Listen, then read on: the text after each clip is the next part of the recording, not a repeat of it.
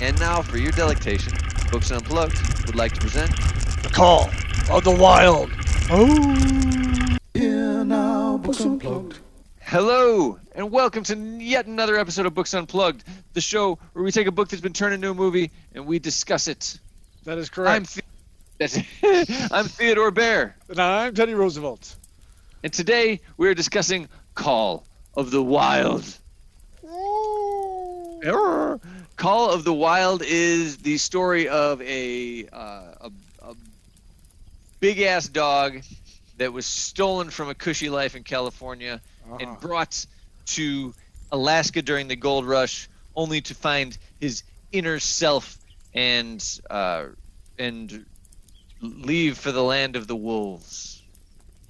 That's pretty much it. That sounds about right. It's it in a nutshell, man. Books, I need them unplugged, baby. Books, I need them unplugged now. Let's get into it. Let's get straight into it. Teddy, I'd love to know what your major love. I know you're a big naturalist. I'd love to know what your major love about this piece is. Sure. So, my major love of the movie is the relationship between Buck and Harrison Ford.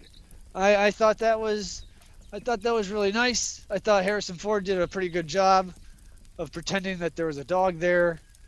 How about the book? What's that? How about the book? The book, I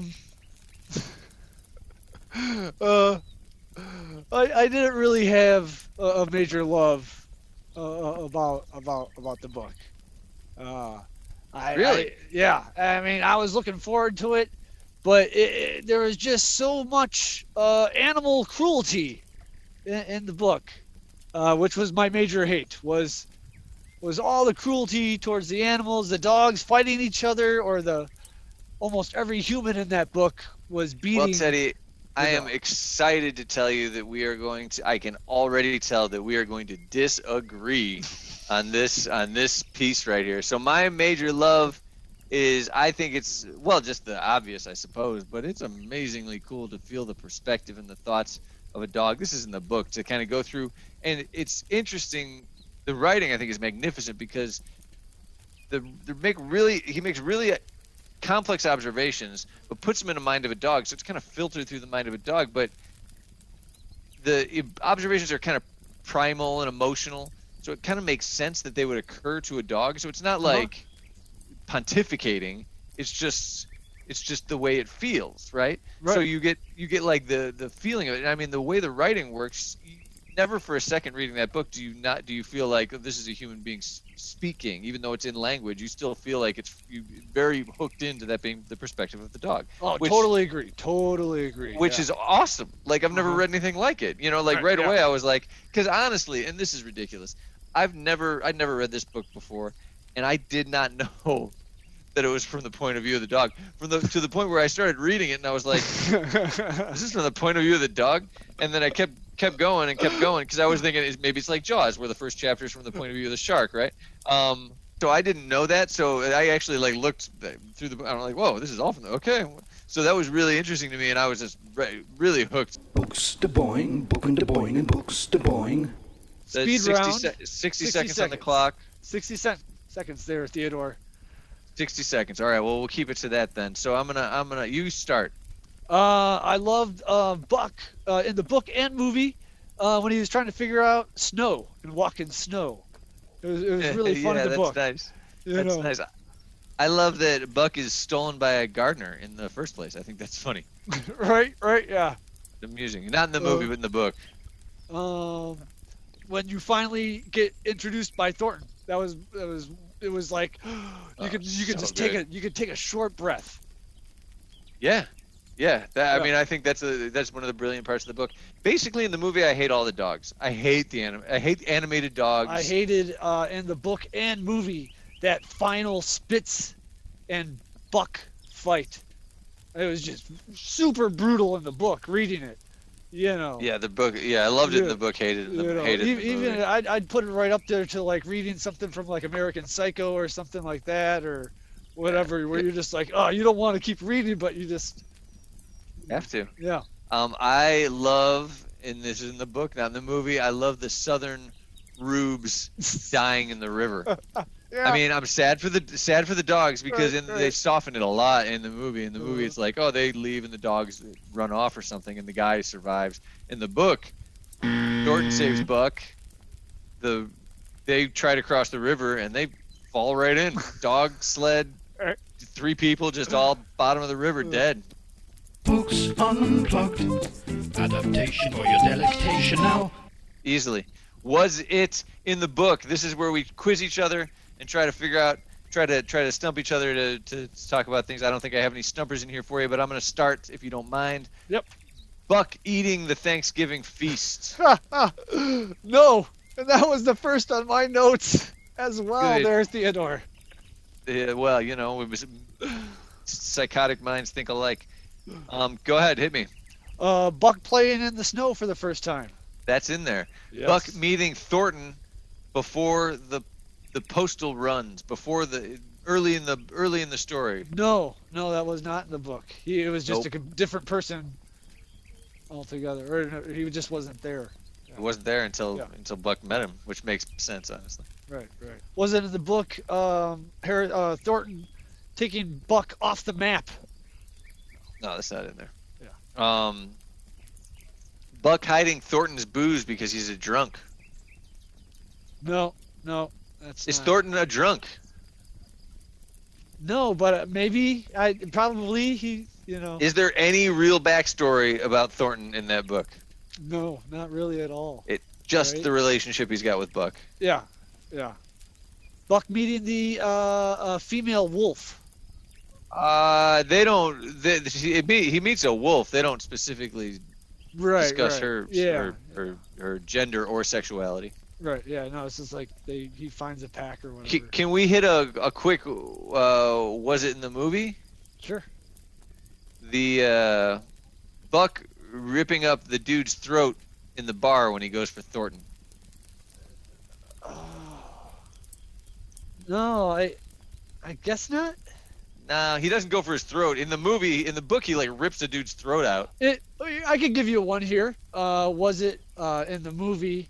Buck, once he goes off with the other wolves, does he then become like start attacking other humans and stuff like that? No. Killing them, becoming like No, he doesn't. Indian But that's awesome. That's awesome. He's the Buck line of dogs is like beast. this vicious human killing dog. Eats bears and elks. Best bit in the movie is when Ford and Buck finally make it to that cabin, and that's nice. Buck is going off on his own. Ford's kind of finding himself a little bit. That's nice. You're right. I like that too. That should have been mine. Mine is I guess it's a Buck running into the avalanche. Oh yeah, sure.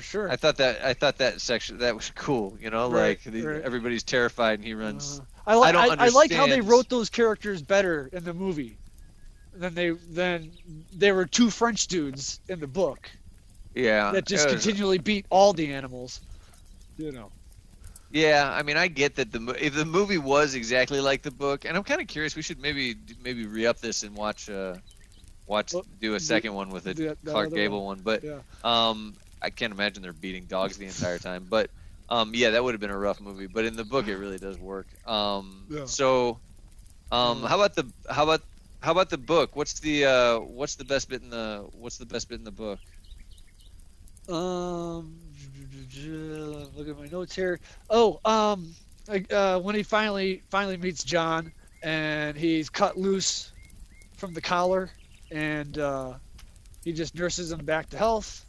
Yeah, awesome. And it's just he finally gets some love, and I think they even reference it in the book where it's like he remembers that kind of love from the judge.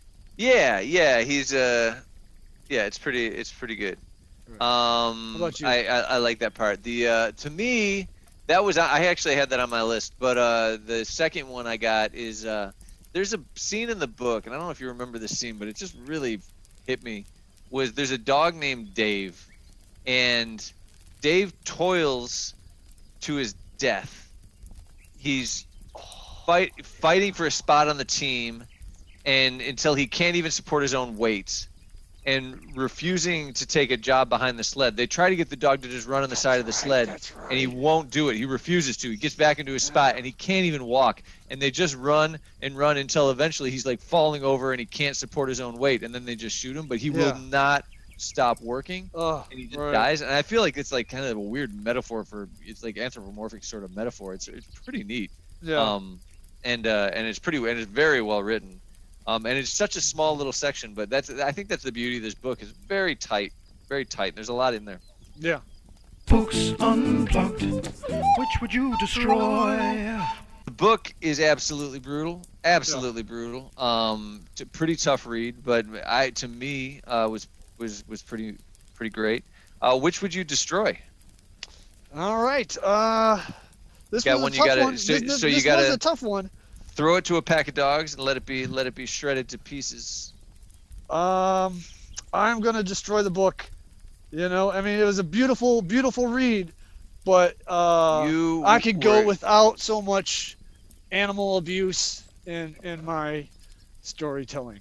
I have to say that for quite a good president, you are an idiot and you are wrong. Oh, I say without the cruelty, without the trials, without the violence, there's no relief. Okay. I think that, to me, without the tension in the movie, the movie's like nothing to me. It was like, without getting hit and beaten and overworked and all these other things, there's no reason for the release. There's no reason. Yeah. And anyway, I think for me, from my perspective, of all adaptations, books and movie that I've seen and watched on Books Unplugged, this is the worst to me. I think I hate it. It's one of those books where we've talked about where it's a horror. It's kind of like a horror story, in certain aspects of. You know. Yeah. There's a lot of tension. There's a lot of tension waiting Buck for bad is things to happen. He's kidnapped. Yep. He's tortured. Kidnapped, beaten. He's starved. He's attacked by dogs many times. Attacked by dogs. Yeah. By the time Thornton comes along, and says something, and steps up in front of the dandies, right. That's one of the most heroic moments in a book, because you just instantly are just in love with that character so much, because it's that's what I would do. That's what anybody's reading that is like. That's what I would do. It sucks. Don't watch it. Teddy Roosevelt is wrong. He's an idiot. Thank you for joining us for Books Unplugged. Have a wonderful day. What? No, what? You're not going to defend yourself. You can't defend yourself now after a choice like that. What is wrong with you? I think you've ruined your name. The name Roosevelt means less now than it did 5 minutes ago. Ed and Dan would like to thank you for joining them on Books Unplugged, page to screen and all that's in between. If you like the vibe, please like and subscribe.